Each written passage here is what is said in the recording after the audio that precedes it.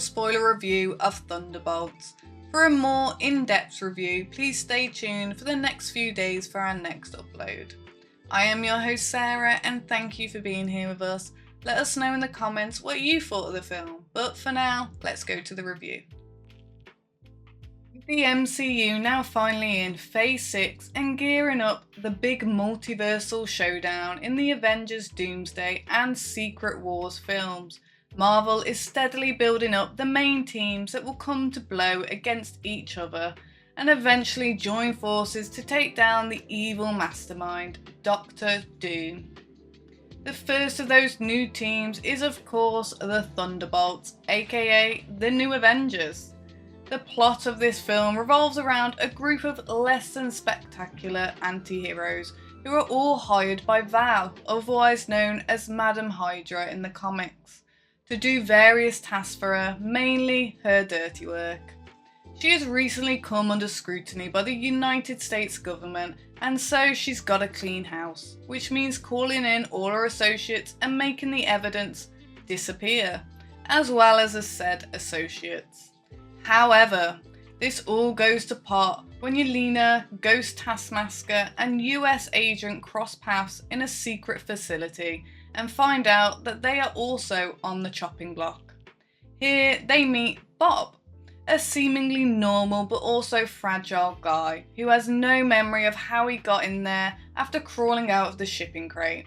Of course, they escape and attempt to confront Val, when it's revealed that although originally considered a failed experiment, Bob has gained superpowers and is her poster boy for a new American-based superhero team, dubbing him the Sentry, complete with a golden mane of hair and yellow spandex costume. The anti-heroes, joined by Yelena's father, Red Guardian, and Senator Bucky Barnes, aka the Winter Soldier, they've got to stop the Sentry, who turns out to have a dissociative identity disorder, and when his other personality surfaces, it has almost unlimited dark power, calling itself the Void. Cue up all of the action-packed stunt fight choreography you crave in superhero films. However, this film also offers a deep discussion about mental health. Not just through the Sentry, but also the trauma endured by the newly formed group of vigilantes.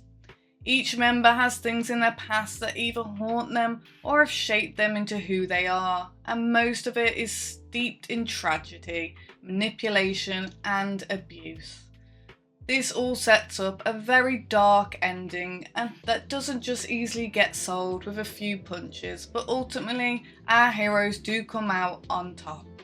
With superb acting from everyone involved, especially Florence Pugh, there are some gut-wrenching, heartbreaking moments, as well as some laugh-out-loud, uproariously funny moments, and of course some incredible stunts and side effects. The end credits do well to set up the next major MCU film, the Fantastic Four: First Steps, as well as giving us an interesting, if comedic, look into the future of the Avengers team. Let's just say Captain America Sam Wilson is gonna have a lot to say about it. I give the film a solid 8 out of 10. There was some slow moments, and unfortunately there was a quick character death, which feels like it didn't really serve much of a purpose at all, and they do move on from it pretty quickly, which is a shame because this character needed a bit more fleshing out.